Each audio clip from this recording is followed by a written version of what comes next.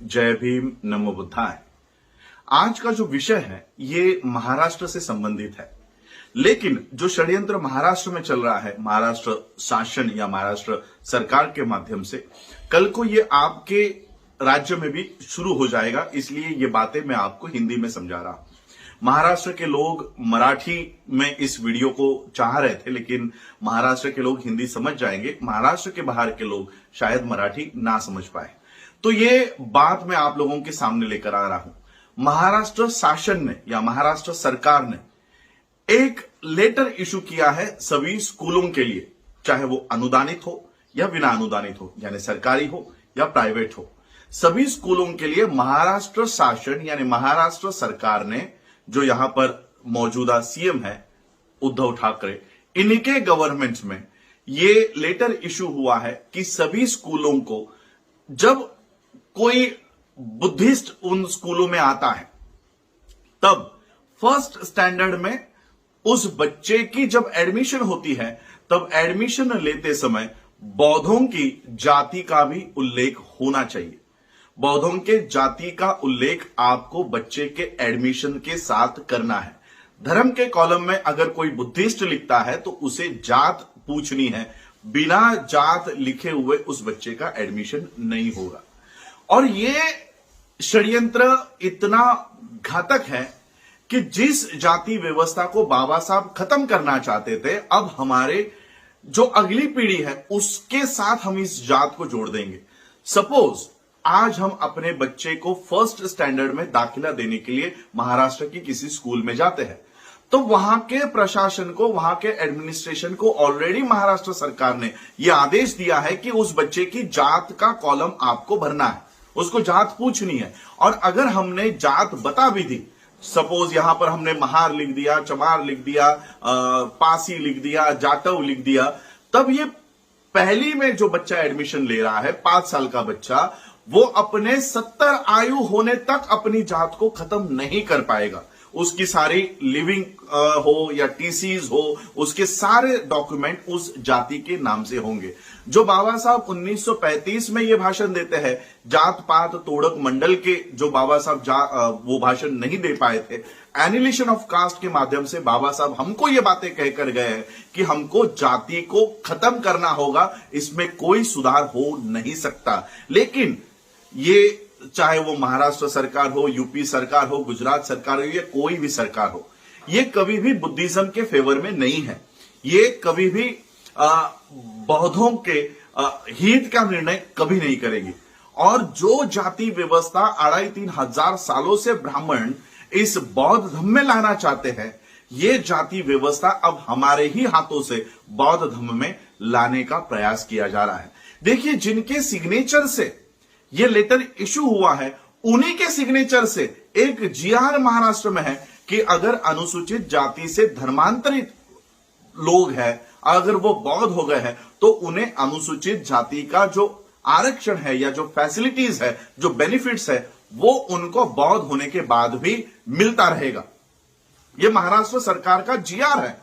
अगर एक तरफ महाराष्ट्र सरकार जीआर निकालकर कहता है कि बौद्ध लिखने पर भी आपके एससी के रिजर्वेशन नहीं जाने वाले, तब दूसरा लेटर इशू किया जाता है कि उनकी जात मेंशन करो। इसलिए मैंने जनगणना में आपको जात लिखने से मना किया है। इसलिए मना किया है क्योंकि ये सिर्फ जनगणना तक का मुद्दा नहीं है। हमारे कुछ इंटेलेक्चुअल्स कहते हैं, मुझे कन्विंस करने की कोशिश कर रहे हैं कि जनगणना में अगर हम लोगों ने अपनी जाति को लिखा तो ये सिर्फ जनगणना तक ही मर्यादित रहेगा, किसी को इसकी खबर नहीं होगी कि हमने किस जाति को लिखा है। ये सरासर गलत है, ये झूठ है।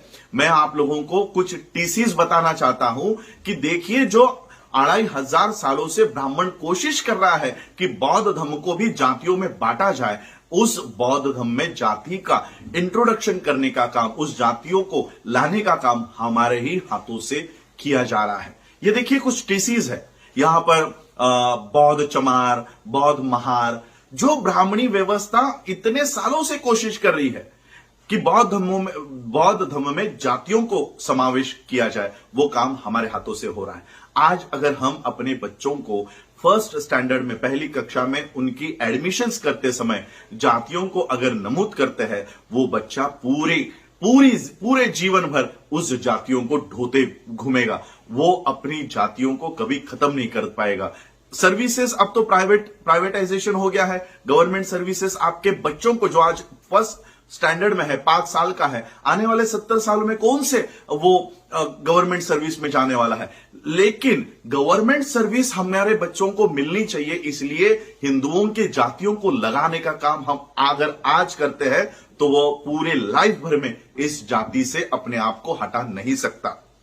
और इसलिए मैं आप लोगों को यह बात बताने के लिए आया हूं कि अपने बच्चों का जब आप एडमिशंस करवाओगे, तब कहीं पर भी आपके जातियों का उल्लेख आपको नहीं करना है। सिर्फ हम बौद्ध है, और अगर कोई आपको रिलीजन के बाद कास्ट पूछता है कि बौद्ध में कौन सी कास्ट है, मैं आपको बताना चाहता हूं, बौद्धों में कोई कास्ट नहीं आती, कोई कास्ट नहीं आती। इसलिए बाबा साहब ने बौद्ध धर्म लिया है, वरना बाबा साहब क्रिश्चियन हो जाते, वरना बाबा साहब इस्लाम धर्म अपना लेते, या बाबा साहब सिख हो जाते।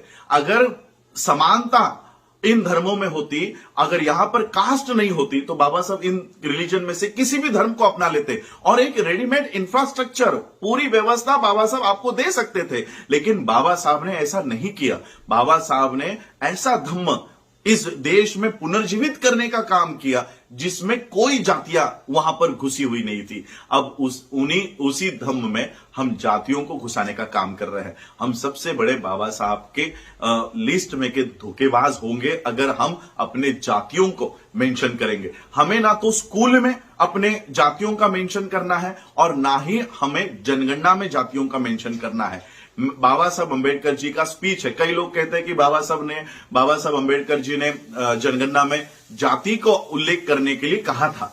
बाबा साहब अंबेडकर जी के 1930 के, 1935 के और 1940 के रेफरेंसेस मुझे मत दीजिए। बाबा साहब अंबेडकर जी का 1956 में क्या स्टैंड है वो मुझे बताइए। अगर बाबा साहब ने 1956 में बौद्ध धर्म की दीक्षा लेने के बाद भी अगर ये कहा है कि बाबा साहब ने जनगणना के लिए या अपने अधिकारों के लिए महार लिखने के लिए कहा है, चमार लिखने के लिए कहा है, तो मैं अपना स्टैंड बदल दूंगा और मैं आप लोगों को भी यह कहूंगा कि अपनी अपनी जातियों का उल्लेख जनगणना में करें।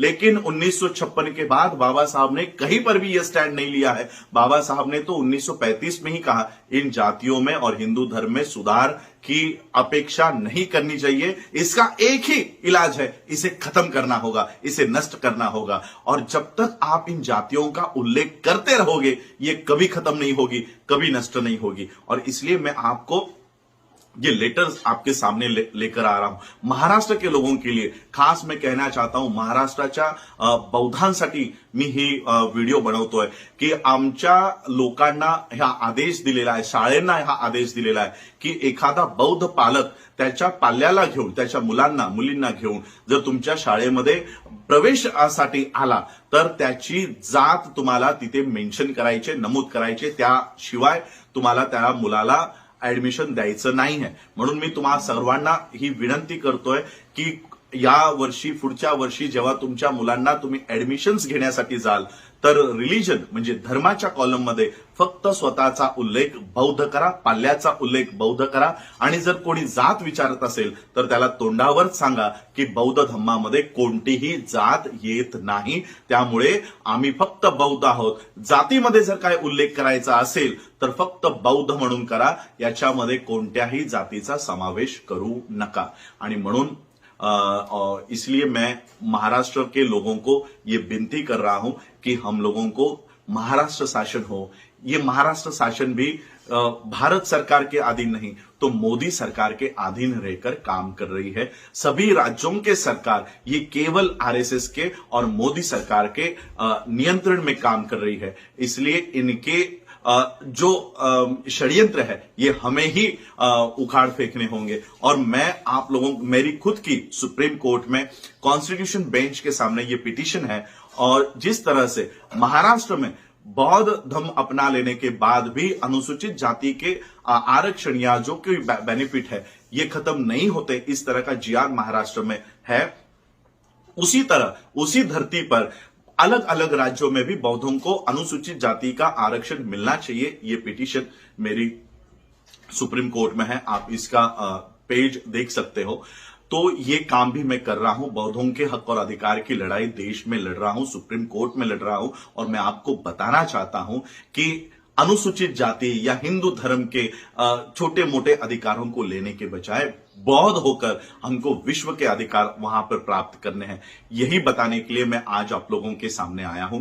आप लोगों से मेरी विनती है कि बाबा साहब अंबेडकर जी का केवल जय जयकार करने के बजाय बाबा साहब ने बताए हुए रास्तों पर हमको चलना है। बाबा साहब ने आपको बौद्ध बनाया है, हम फिर से उन्हीं हिंदू धर्म के गटर में जा रहे हैं, उन्हीं जातियों में जा रहे हैं। सोचिए, अगर इस जातियों में अगर हम होते, मैं आप लोगों को बताना चाहता हूं कि इस देश में अनुसूचित जाति का जो लिस्ट होती है, शेड्यूल कास्ट की जो लिस्ट होती है, इसमें कई सारी जातियां आती है। लेकिन जो लोग बौद्ध धर्म के और मुड़ गए हैं, जो लोग बौद्ध धर्म को अपना लिए हैं, उनकी हमको प्रगति देखने मिलती है। और जो अनुसूचित जाति में बैठे हुए लोग हैं, जिन्होंने अभी तक बौद्ध धर्म नहीं अपनाया है, वो आज भी मंदिरों के बाहर आपको मिलेंगे। आज भी ये लोग कावड़ उठाते आप लोगों को मिलेंगे। लेकिन जो लोग बाबा साहब के पीछे पीछे, बाबा साहब के कदमों पर कदम रखते हुए बौद्ध धर्म की ओर चले गए, आज वो लोग आईएएस बन गए, आईपीएस बन गए, सुप्रीम कोर्ट में जज तक वहां बन गए हैं। और जो लोग अभी तक अनुसूचित जाति के अलग अलग जातियों में बैठे हैं, वो मंदिरों में उनकी बेटियां व्रत कर रही है, उनके बेटे कावड़ लेकर घूम रहे हैं, और हमारे बच्चे आज डॉक्टर, आईएएस, आईपीएस, इंजीनियर बन रहे हैं। ये केवल बाबा साहब ने बताए हुए बौद्ध धर्म की वजह से हुआ है। और इसलिए मैं आपको बताना चाहूंगा कि इस धम्म में किसी भी जाति का समावेश करने से आप लोग बचे और मोदी सरकार या आरएसएस के इस षड्यंत्र को उखाड़ फेंके।